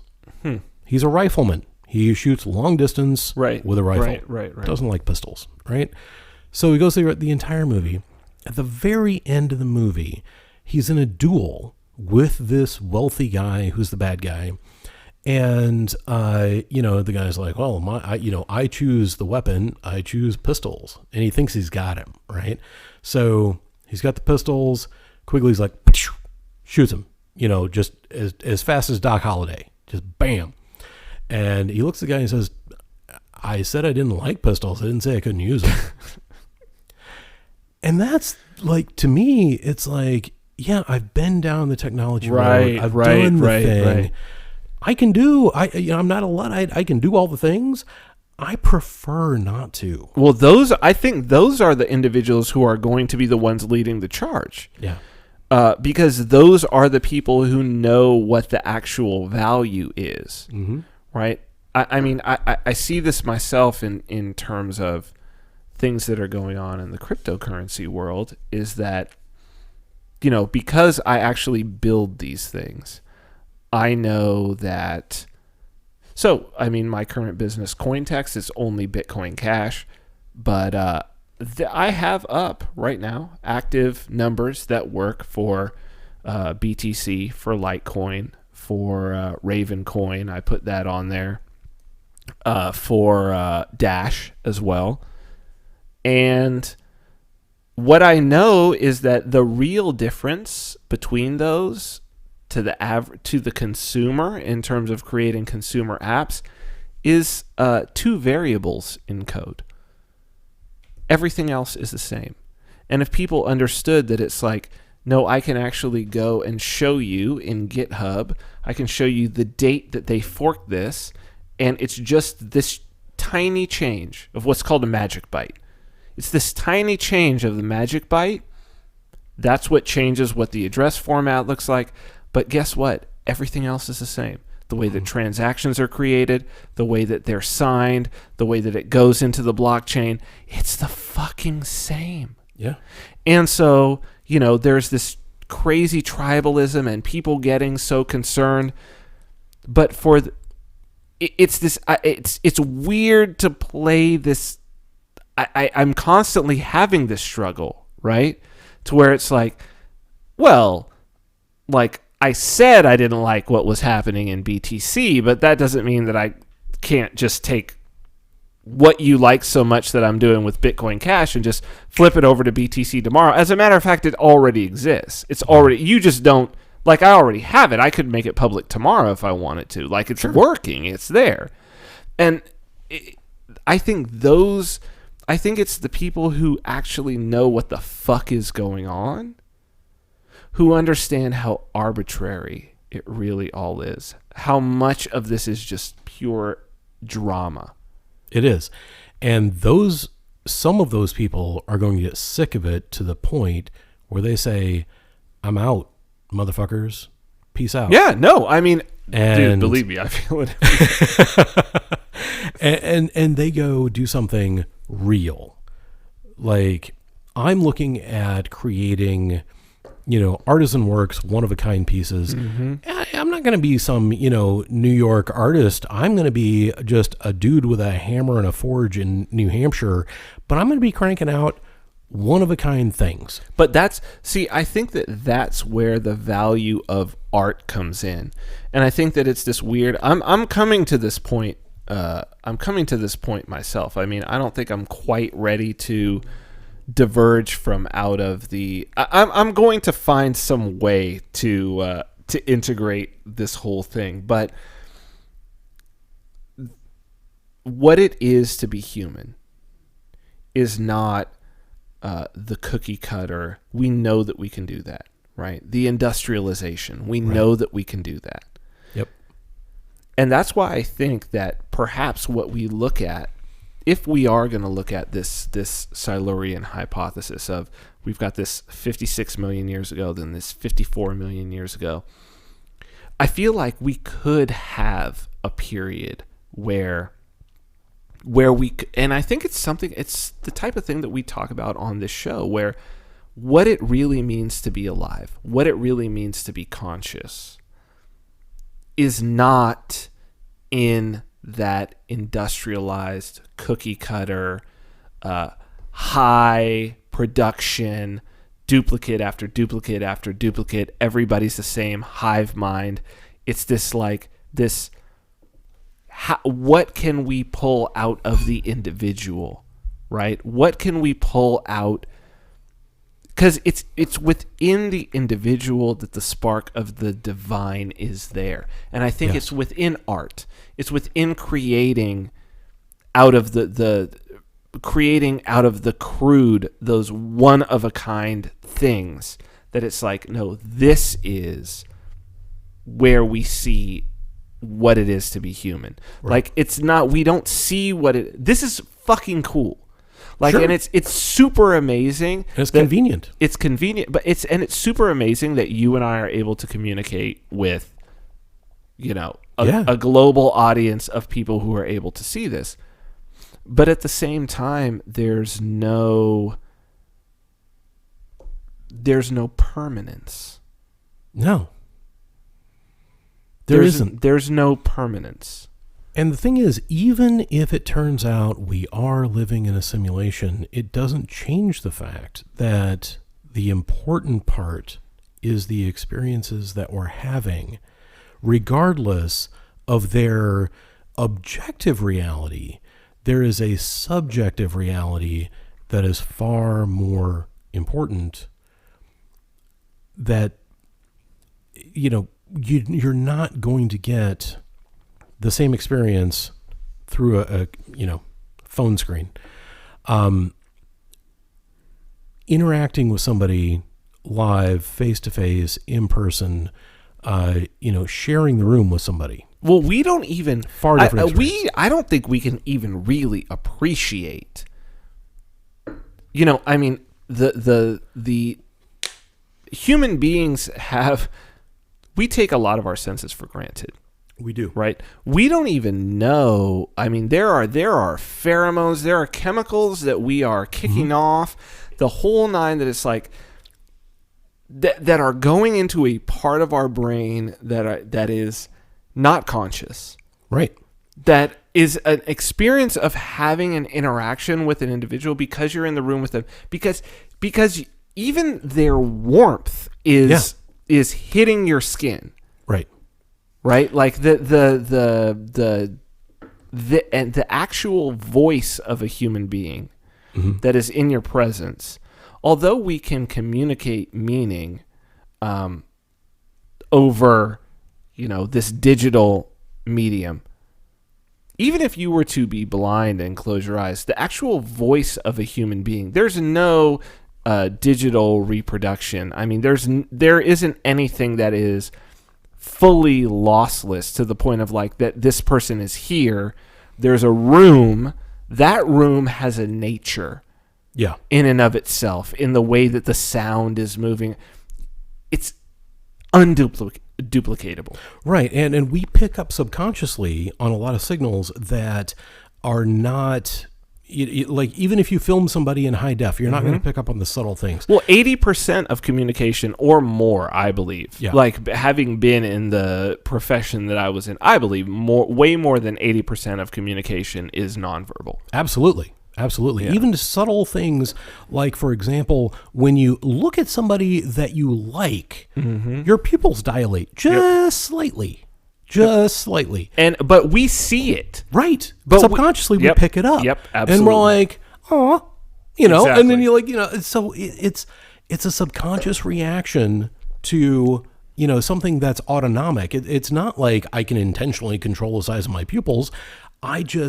That's a reaction that I have, and then the person that I'm looking at, who I like, they have a similar reaction. Yeah, what people have to realize is that, and as programmers ourselves, we are going for good enough always, because that's the best that you can do. You can get it to spec, right? That it's like, here's the spec, we've met the spec. That's good. Now let's debug the shit out of it, because that's 80% of our work. We've introduced a fuck ton of bugs. That's even the most brilliant programmers. It's like the idea that we are going to have a satisfying VR or AR experience in the world that will fully meet all the prerequisites that our biology is demanding is very, very unlikely. I would say impossible. I mean, we're going to meet just enough of them to give us, it's going to be junk food, right? To give us a feeling as though we're sort of there, but we really, really, really want more and need more.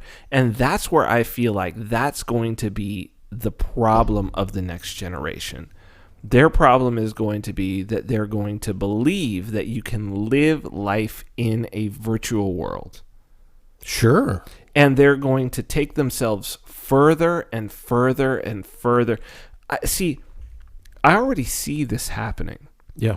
I already see the disregarding of by the young generation, by these millennials. I see the disregarding of the physical body, right? Let me just tattoo this thing from head to toe, because who the fuck cares? It really doesn't matter. Right. This physical body really doesn't matter, because it's my online persona. It's my avatar that matters. It's my avatar, yeah. And that's the canary in the coal mine. Like, look at the fact that there are individuals who are like, not only that, I will sit through the pain of tattooing my body from head to toe for no other reason than to just deface my body. Because that's what so much...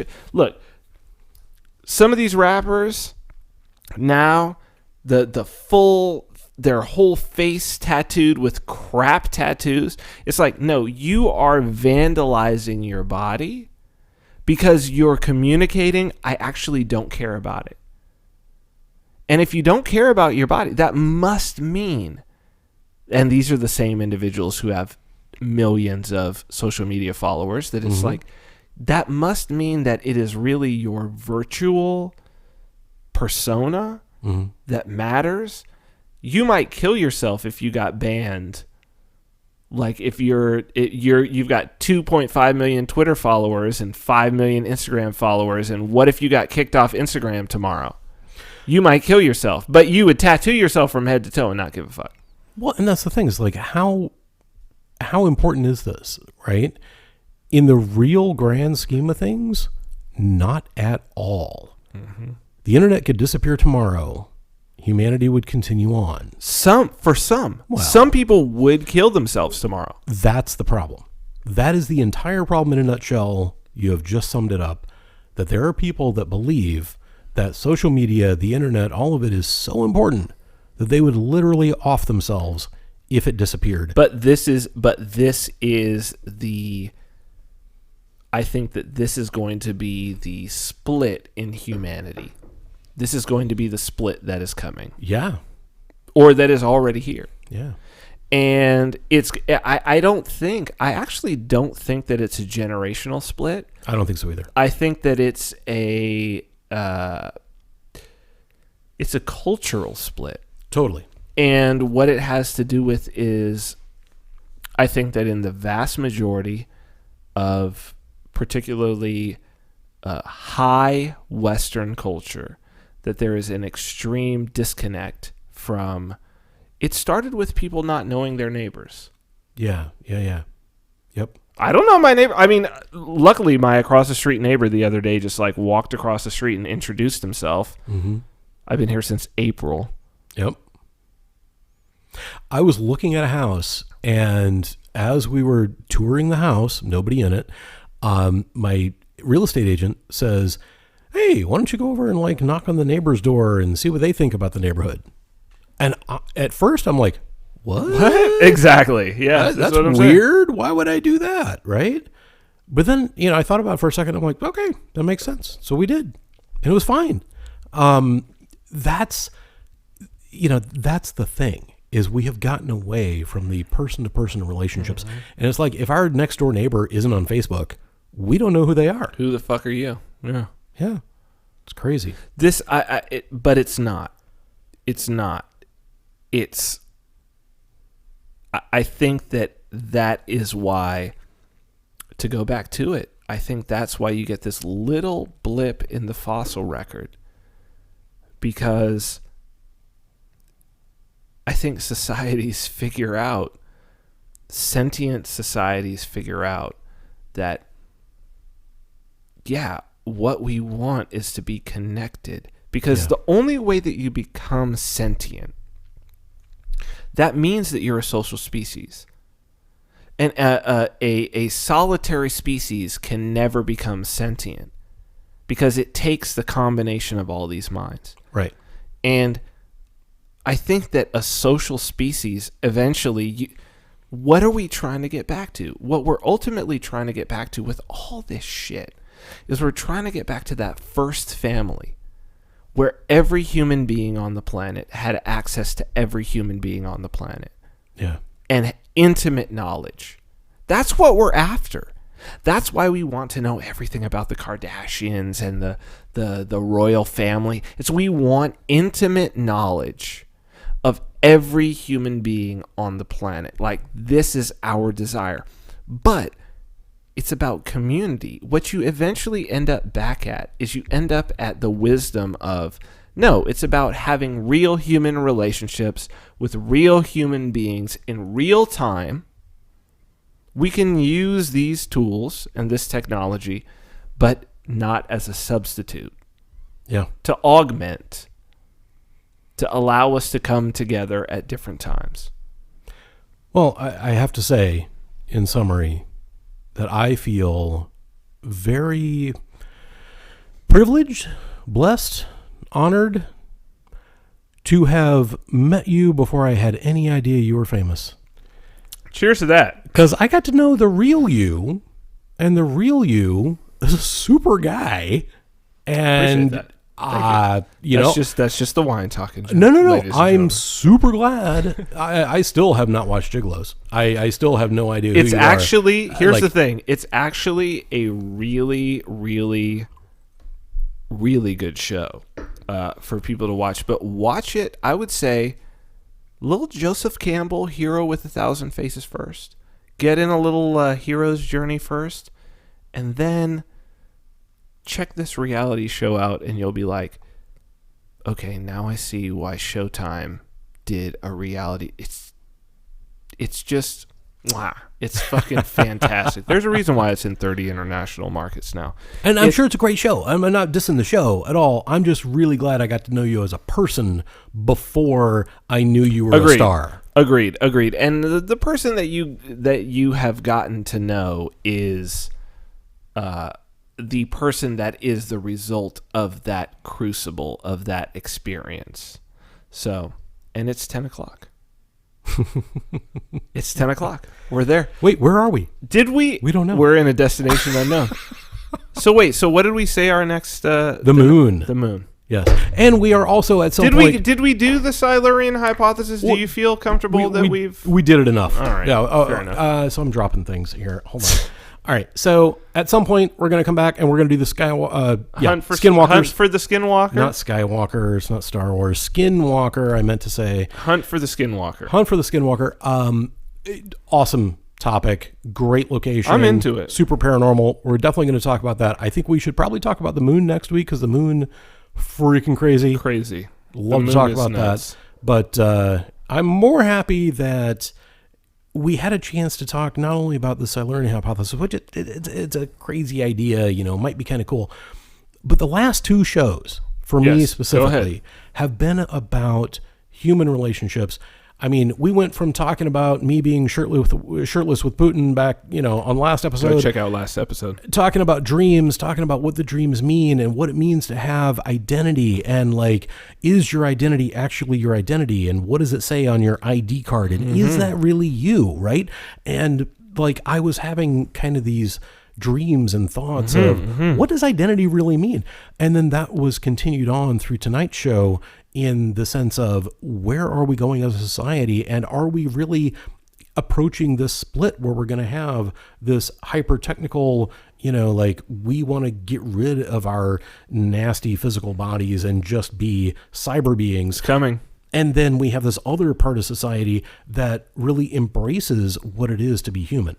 And, it's these are incredible questions. I'm so happy to be talking about them with you. Dude, we're going to get to narrate this whole thing. Well, thank you. Thank you all for joining us. We will see you back again. We're going to talk about the moon next week. We are. Thanks again, Glenn. Phenomenal wine. Phenomenal. Glenn, great wine. He will be back in October. You should come out and see this thing with, it's going to be a very, very cool conversation. Thank you. All right. Thank you, guys. We will see you again next week on Vin and Dave's Destination Unknown.